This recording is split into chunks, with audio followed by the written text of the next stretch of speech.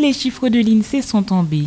Entre 1998 et 2013, sur la période étudiée par l'INSEE, la hausse moyenne des prix n'a pas été que de 1,6% en Guyane contre 1,7% sur l'ensemble du territoire national. Depuis 15 ans, le niveau des prix en Guyane, par rapport à la métropole, l'écart de niveau des prix reste constant. En Guyane, le niveau des prix par rapport à la métropole est le plus élevé, il est en moyenne de l'ordre de 13%. Donc le niveau des prix est plus important ici en Guyane et l'écart de prix est encore plus important sur le poste alimentaire. Il est de l'ordre de 37%. Les écarts ne se réduisent pas entre l'Hexagone et la Guyane. Énergie, eau ou encore alimentation, avec un écart de prix moyen de 13%, la Guyane a le plus fort des dômes.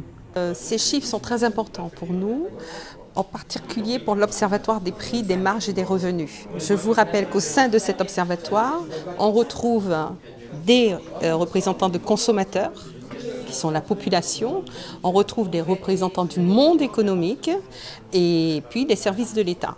Ce sont des éléments qui sont extrêmement importants pour les services de l'État parce qu'on connaît la situation des prix qui sont bien plus chers chez nous par rapport à la métropole et on a à cœur de pouvoir améliorer des dispositifs législatifs qui ont été mis en place tels que la dernière loi Lurel par exemple. Ces chiffres sont également importants pour les consommateurs parce que leur but est bien d'attirer l'attention des pouvoirs publics sur la cherté de la vie encore sur notre territoire et l'étude le démontre encore une fois.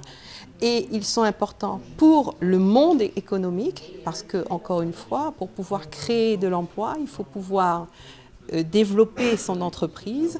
Et lorsqu'on sait que l'on est tributaire de tout ce qui est énergétique et que c'est un des postes qui augmente régulièrement et de façon donc croissante en Guyane, évidemment, ça a une extrême importance d'avoir ces éléments chiffrés. Avoir sa propre entreprise, devenir entrepreneur, obtenir son indépendance. Des mots qui font rêver une bonne partie de la population. Mais est-il facile de développer une société en Guyane?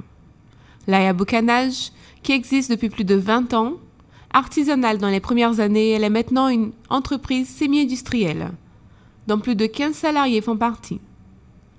Une entreprise familiale dont le secret du succès, selon le propriétaire, la planification, le travail et quand nécessaire, une aide de l'État. C'était purement artisanal, tout était fait, et tout était fabriqué et vendu le jour même. Et maintenant la production est plus importante parce qu'on doit préparer certains produits la veille pour les boucaner ensuite les emballer, ensuite livrer et commercialiser si vous voulez. Donc maintenant on est bien équipé, c'est une entreprise bien structurée.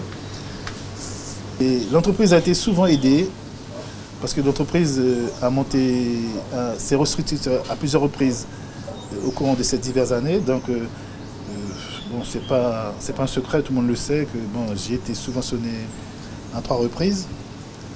Donc, si on peut compter pendant ces 20 ans-là, parce que si je dis que j'ai reçu 200 000 €, ils vont croire que j'ai reçu 200 000 € d'un coup. Donc, dans des différents projets qu'on a pu monter, donc tout ça comprend environ plus de 200 000 €.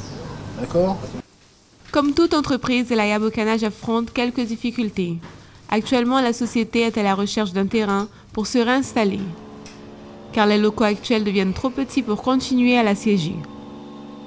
Selon le propriétaire et directeur, les difficultés sont plus souvent liées aux échanges entre les différents partenaires que liées à l'infrastructure. C'est gérer l'humain. Vous savez, quand vous avez 15 salariés, c'est 15 caractères. 15, vous savez, c'est pas... Même avec ma fille, il ne faut pas... des fois, on s'accroche, des fois, c'est pas évident. Et c'est d'abord l'humain, c'est gérer l'humain. Et qu'il y ait des soucis matériels... Comme vous avez vu, regardez, comme je vous ai dit tout à l'heure, j'ai tous les trucs en triple ou en double. Donc c'est pas ça le problème. Le problème c'est ça. Et on peut pas dire que ici il y a de la place il y a de la place encore. Moi, si vous voulez, notre entreprise à elle toute seule ne pourra pas ne pourra pas fournir toute la Guyane. Il y a de la place pour travailler, il y a de la place pour bosser encore. Il y a encore. Le marché est petit, d'accord, mais il y a encore de la place pour du monde. Après plus de 20 ans dédiés au boucanage, Paul Laya se montre satisfait du résultat. Vous êtes fier de votre parcours? Si, je suis fier, je suis fier, je dirais oui et non, mais il faut quand même garder les pieds sur terre, ne pas dormir sur ses acquis, c'est ça le problème. Il ne faut pas croire que... Non, il y a encore beaucoup de choses à faire dans ce domaine-là, améliorer. Bon, pour le moment, comme je vous ai dit, je suis au stade semi-industriel. Je voudrais bien la développer autrement. Bon, c'est vrai que il y a des partenaires qui sont prêts et qui sont déjà prêts à jouer le jeu. Mais moi, je bute sur toujours mon problème de terrain pour délocaliser la production. Voilà.